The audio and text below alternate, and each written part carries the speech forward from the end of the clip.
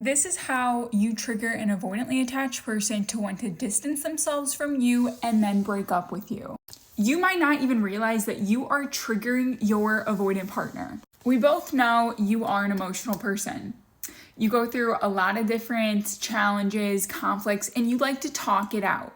And you get emotional when you're trying to find a solution to your life's problems. It's common. That's what most people do, okay? But when you do that to your avoidant partner feels like you are placing this responsibility on them to calm you down, to understand what your emotions are before you even do, and to calm you down, bring you back to a level state. In a way, that's kind of what your parents probably did for you when you were growing up. Think about it. Like when you were sad, when you were mad, what would you do? If you went to your parents and complained or cried to them or hoped that they just made things better, then your parents were the people that calmed you down and brought you back to that level state. Well, maybe if you think about it, that's what you've done to your avoidant partner.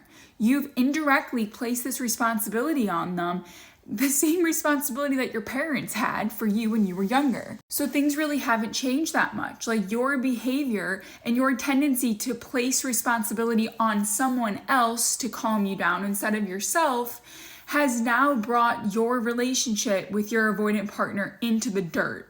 And it might end. Now, the fact that you're watching this video is good because you are becoming aware of number one, yourself, which is the most important thing, because changing yourself, working on yourself, and just being aware of yourself is the best skill you can possibly have. It's an amazing revelation. Now, understanding your avoidant partner, which is what most of you guys want to know, how do I change them? Why are they acting this way?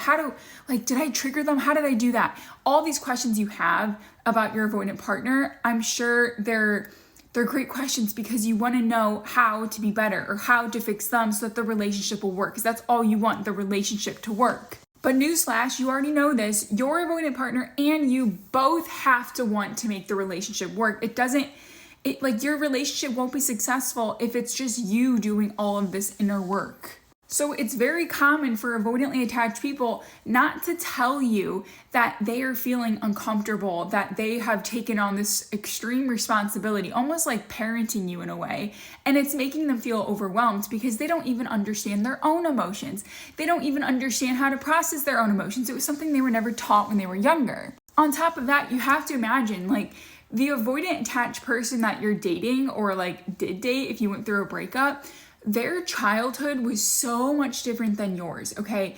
Just imagine your avoidant partner with their family under this roof where everyone in that household probably has an issue with each other or has certain conflicts that really start to bother each other. But no one brings up the problem. No one confronts each other. So it's like you're all just sitting in this house, pleasant and happy, but no one is actually happy because there's conflicts that need to be resolved. It's like those surface level relationships that all you do is say, hello, how are you doing? Good, how are you doing? Great. And then you just go on your way. It's like the random strangers you see on the street when you're going on a walk. It's like you don't say anything more than that. You don't know anything deep about them. You don't know what they're going through. You don't know if they have a problem with you. None of that. All you do is put on this pleasant, happy face.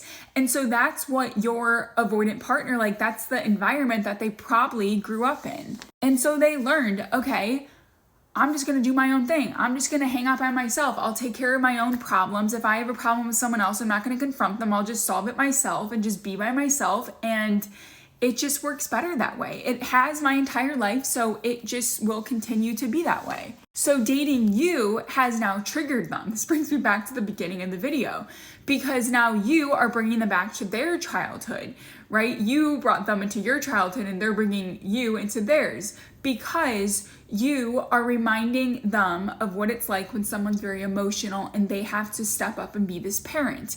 And it's also reminding them what it's like when they're around people that they just can't handle because there's too many emotions. They don't want to confront anyone. And they're just like, why can't you just figure it out on your own? Just like their parents might have told the avoidant attached individual when they were a kid. just figure it out. I don't have time for you. I just got home from work. I'm tired. Like, go figure it out. Go ask your mom. Go ask your brother. Like, whatever it is, they were neglected. They didn't get the attention that they needed.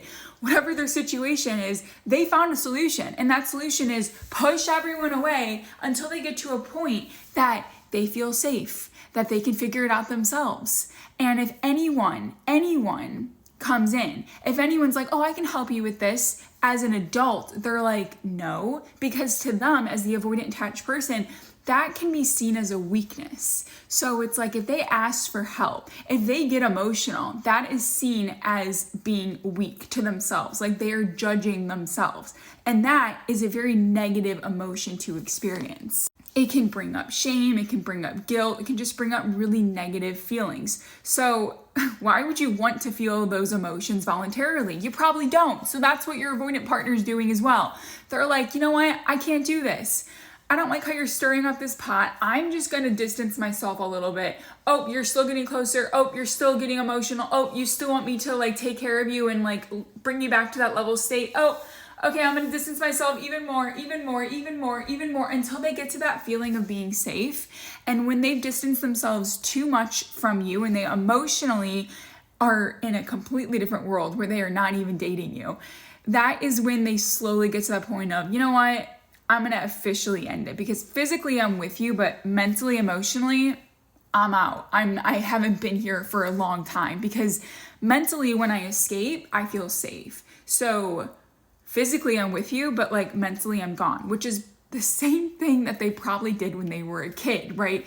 They're in the house with their family's telling them like things, they're getting really emotional, getting mad at them for not putting the plates out on the table when they got home from work, like, why didn't you do that?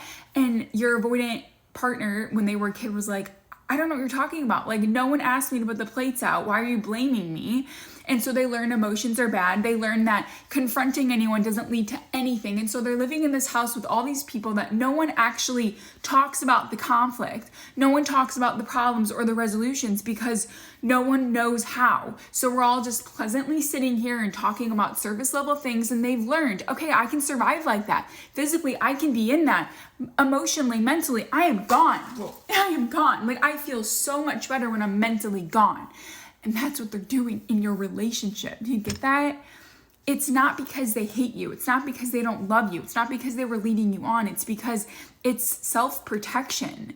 It's survival. It's all that they know. I hope that helps.